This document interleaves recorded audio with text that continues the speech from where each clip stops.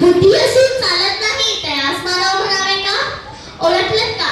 म्या सावित्री ज्योतिराव फुले, सातारा जिल्ह्यातील खंडाळा तालुक्यातील नायगावच्या खंडोजी देवासी पाटलांची मी कन्या. अवघ्या 9व्या वर्षी ज्योतिराव फुले या माणसाशी माझं लग्न झालं. हळूहळू मला कळायला लागलं की ज्या माणसाशी माझं लग्न झालंय तो कोणता साधा सुद्धा माणूस नाही, तर या जगाला ऊर्जा देणारा क्रांती सूर्यच आहे. त्या काळी बाळांना उमरा ओलांडण्याची पद्धत नव्हती.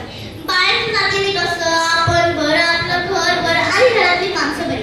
स्त्री पुरुष उच्च नीच असा लई भेदभाव होता. पण या सगळ्यांवर एकच उपाय होता, ते म्हणजे शिक्षण. शिक्षणाची ही एकच फूट ज्योतिरावांच्या मनात होती. असंच एकदा शिक्षणाचा प्रसार करीत असताना पराग नावाच्या ब्रिटिश मॅडम त्यांना म्हणाले, मिस्टर फुले, तुम्हाला शिक्षणाचा प्रसार करायचा आहे ना, तर educate woman first, because if a woman educated whole house will educated. पण तुम्ही माणसं तर वुमनला घराच्या बाहेर पण पडू देत नाही. सो बॅड मिस्टर फुले. झालं, आले की ते माझ्याजवळ पाटी पेन्सिल घेऊन आणि मला म्हणाले, आजपासून मी तुला शिकवणार. झालं, सुरू झाला माझा अभ्यास. काना, उकार, मात्रा, आकार, उकार, बेग, बेदोनी चार, बेत्रिक हाच ध्यास. मी लिहायला शिकली, वाचायला शिकली व काव्यही रचू लागली. असंच 1 जानेवारी, होय शनिवारी 1 जानेवारी 1848 मध्ये पुण्यातील भिडेवाड्यात आम्ही आमची पहिली शाळा सुरू केली. आणि मी पहिली शिक्षिका व मुख्याध्यापिका सुद्धा. शेळपटासारखं जगणार तर काम तमाम होईल, पण जर वाघासारखं जगणार तर नाव होईल. समाजात मात्र धर्म बुडाला कोल्हेकोळी सुरू झाली. अहो, एका सामान्य माणसाने शिक्षण घेतलं तर कोणता धर्म बुडतो का हो? धर्मासाठी माणूस असतो की माणसासाठी धर्म? माझ्यावर शेण फेकलं, मी सहन केलं. माझ्यावर गोटे फेकले, मी सहन केलं. माझ्यावर ठुकलं, मी सहन केलं. पण आता माझ्या सहनशक्तीचा अंत झालाय, जेव्हा एक माणूस माझ्या समोर येऊन म्हणतो, एक टावळे कुठं निघालीस? पहिले आमच्या पोरी बाईंना शिकवणं बंद कर. तुला तुझी अब्रू प्यारी आहे की ते शिक्षण? कदाचित त्याला माहित नसावं की आम्ही पण ज्योतिरावांच्या पत्नी आहोत. अशी घेतली आणि सनकन त्याच्या कानाखाली लावली आणि खुणावलं.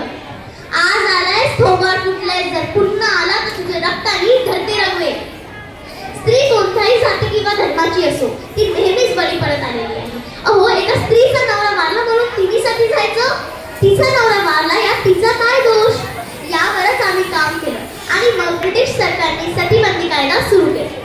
मग आम्ही विधवा महिला काशीबाईचा मुलगा यशवंताला दत्तक घेतलं. त्याला लिहवलं, वाढवलं, मोठं केलं व डॉक्टरही बनवलं.